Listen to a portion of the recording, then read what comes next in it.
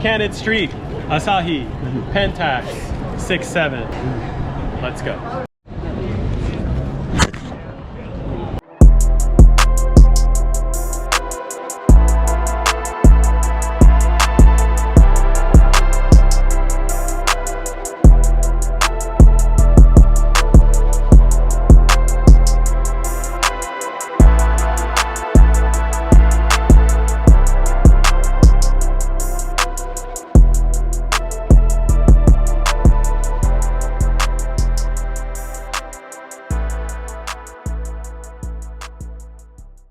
Hello everyone, welcome back to another episode of Candid Street, this time with the Pentax 6.7.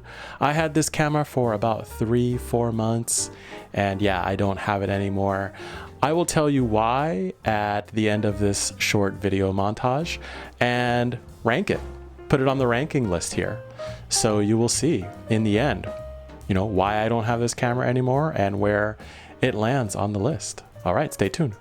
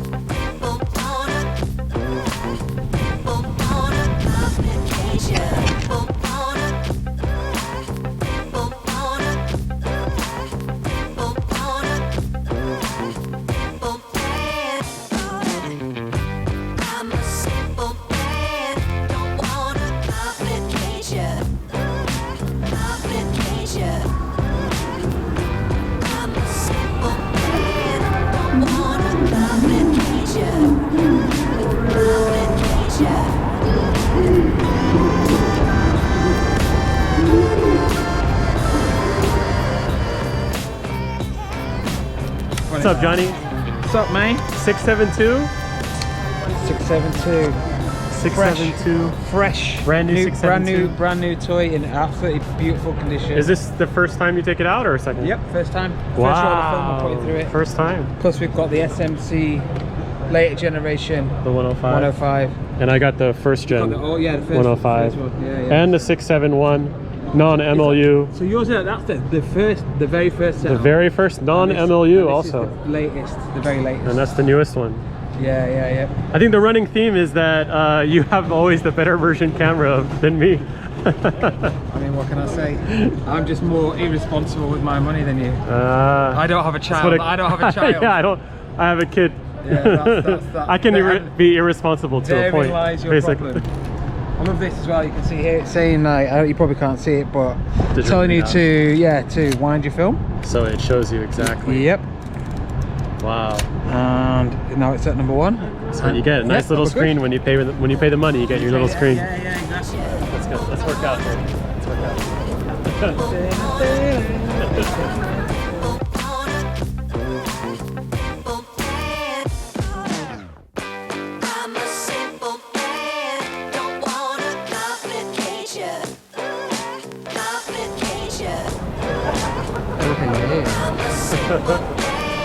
Damn, Pentax 672. Ooh, Becky, look at her butt. It's so big. She's thick, so thick. Chunky. Yeah.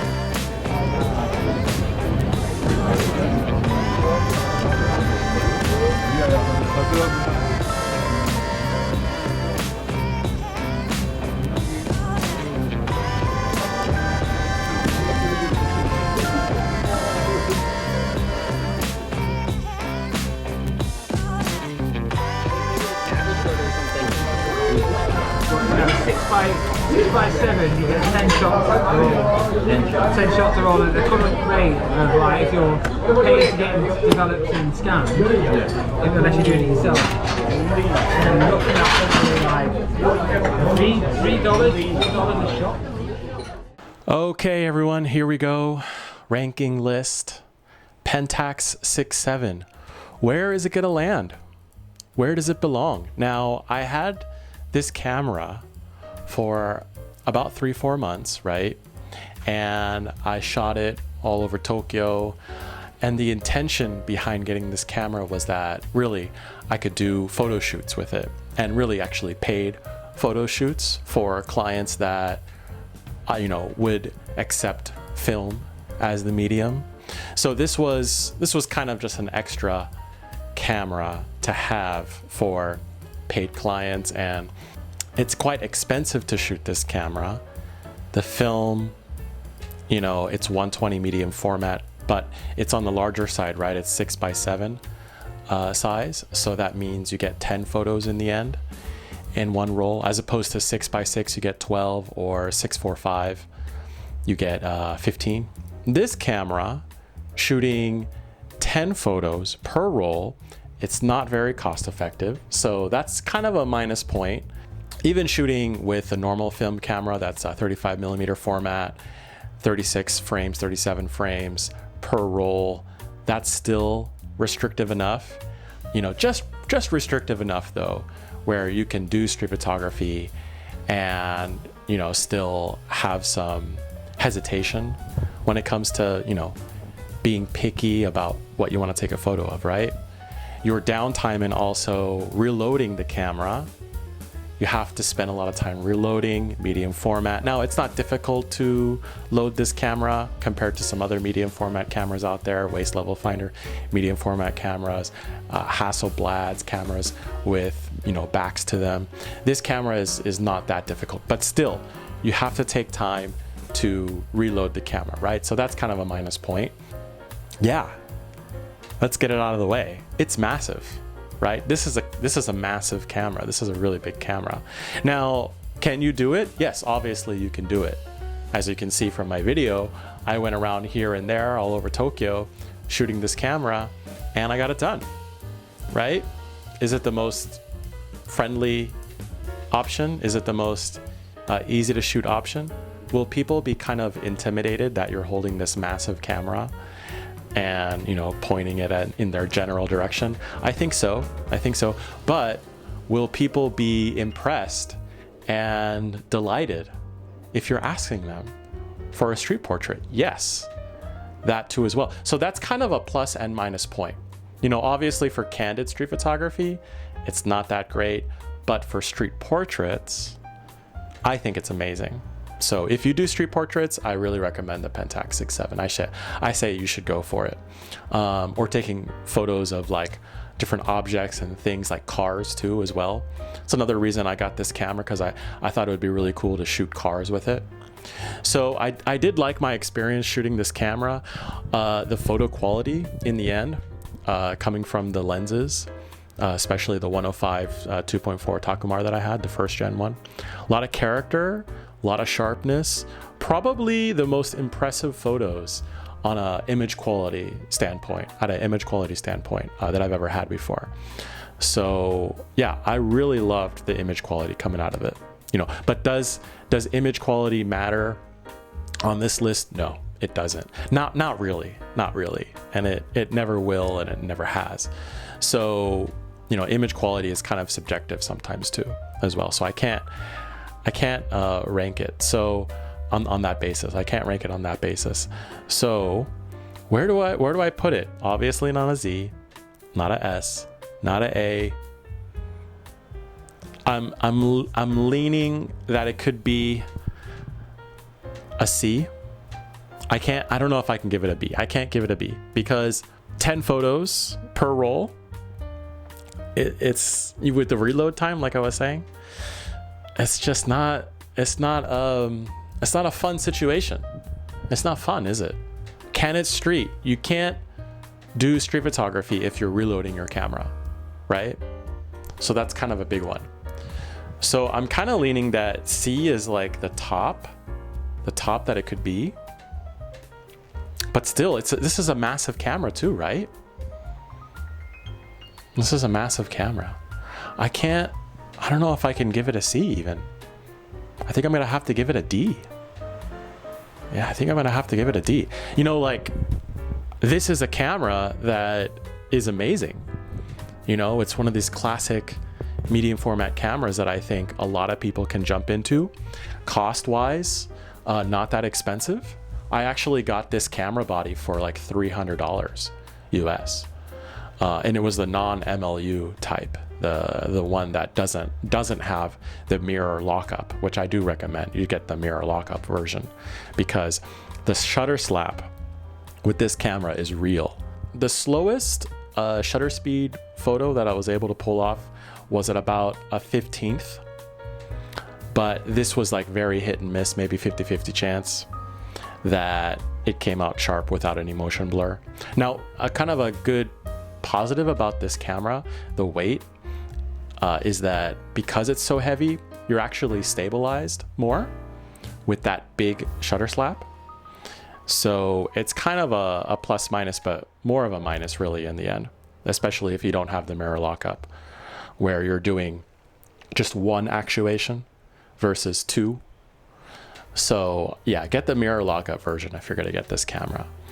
And speaking of the shutter, the reason I don't have this camera anymore is because the shutter failed. It broke. I don't know why, but it broke. The shutter simply would not fire anymore. And it got worse and worse with photos not even coming out in the end. The shutter would fire, but the photo wouldn't record. The light wouldn't go through. So yeah, that's why I don't have this camera anymore. The shutter failed.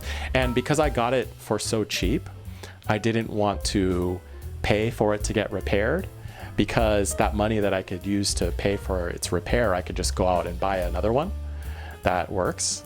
So why go through a whole repair process and it being still a non-MLU type? I would rather go back and buy an MLU Pentax 6.7 if I did, or even a Pentax 6.7 II. And I might even go for like the 90 2.8 next time around, if I do go for a Pentax 6.7 again. But as it stands right now, it's not really a priority. I do have the Yashica Mat 124G, and that one is great, and I've done client photo shoots with that one too as well. All right, so I think I'm rambling here. I better just rank it now, right? I think it is a D. And yeah, it's a D for all the reasons I listed. You know, this is not going to be the camera for street photographers, in my opinion.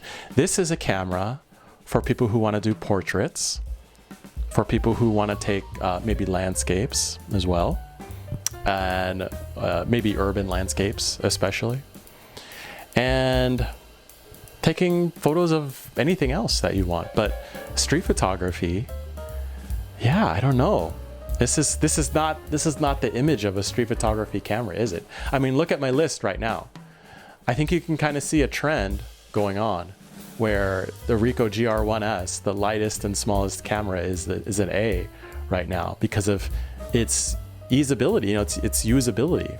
And you can kind of see some of these other cameras, what I think of bigger cameras. Anyways, I think that the Pentax 6.7 is an awesome camera. You know, it's a great camera that I recommend for a lot of people, but for doing street photography on the streets of Tokyo, it's not the best option. I don't think it's the best option. It was kind of an impulse buy because I got it for such a good price. And that's why I made this video in the end, because I had that camera and yeah, making this series. So Pentax 6.7, it gets the D, pause, no diddy. Thanks for watching, everybody. I hope to see you again. Stay humble. Goodbye.